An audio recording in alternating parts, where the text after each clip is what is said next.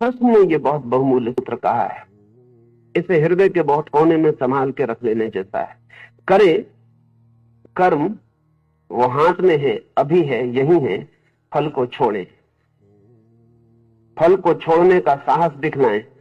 कर्म को करने का संकल्प, फल को छोड़ने का साहस, फिर कर्म निश्चित ही फल ले आता है। लेकिन आप उस फल को मत लाएं, वो तो कर्म के पीछे छाया की तरह चला आता है। और जिसने छोड़ा भरोसे से, उसके छोड़ने में, उसके भरोसे में ही जगत की सारी ऊर्जा सहयोगी हो जाती है। जैसे ही हम मांग करते हैं ऐसा हो, वैसे ही हम जगत ऊर्जा के विपरीत खड़े हो जाते हैं और शत्रु हो जाते हैं। जैसे ही हम कहते हैं जो तेरी मर्जी, जो हमने करना था वो हमने कर लिया, अब तेरी मर्जी पूरी हो, हम जगत ऊर्जा के प्रति मैत्री से भर जाते हैं। और जगत और हमारे बीच, जीवन ऊर्जा और हमारे बीच, परमात्मा और हमारे बीच एक हार्मनी, एक संगीत फलित हो जाता।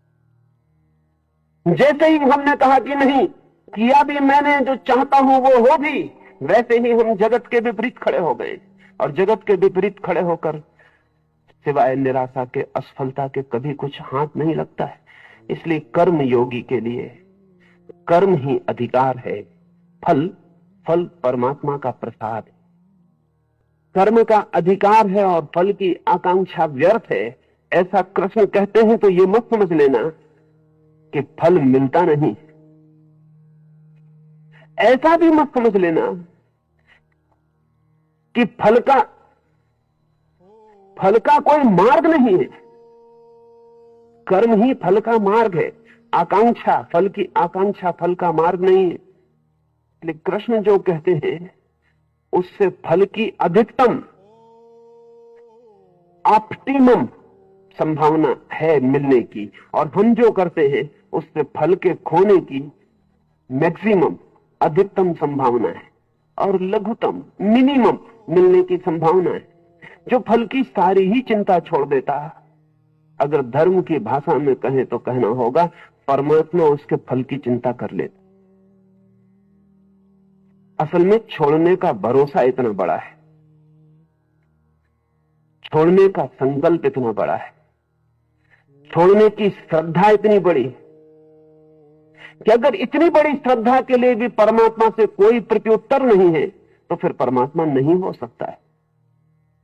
इतनी बड़ी श्रद्धा के लिए कि कोई कर्म करता है और फल की बात ही नहीं करता, कर्म करता है और सो जाता है और फल का स्वप्न भी नहीं देखता, इतनी बड़ी श्रद्धा से भरे हुए चित्त को भी अगर फल न मिलता हो तो फिर परमात्मा के होने का कोई कारण नहीं है।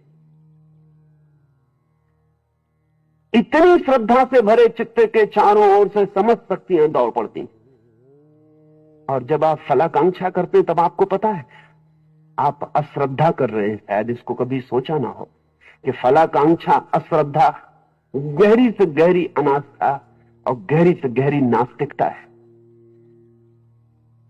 जब आप कहते हैं फल भी मिले तो आप ये कह रहे हैं कि अकेले कर्म से निश्चय नहीं है फल का, मुझे फल की आकांक्षा भी करनी पड़ेगी।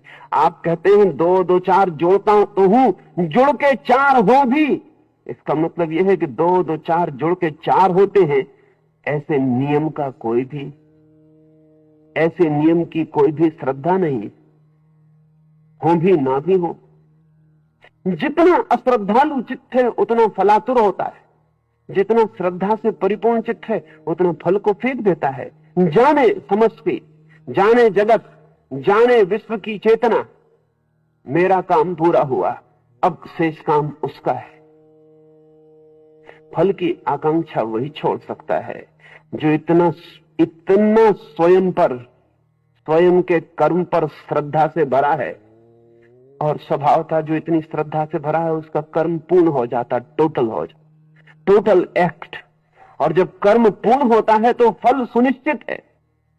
लेकिन जब चित्त बटा होता है फल के लिए और कर्म के लिए, तब जिस मात्रा में फल की आकांक्षा ज्यादा है, कर्म का फल उतना ही अनिश्चित है। एक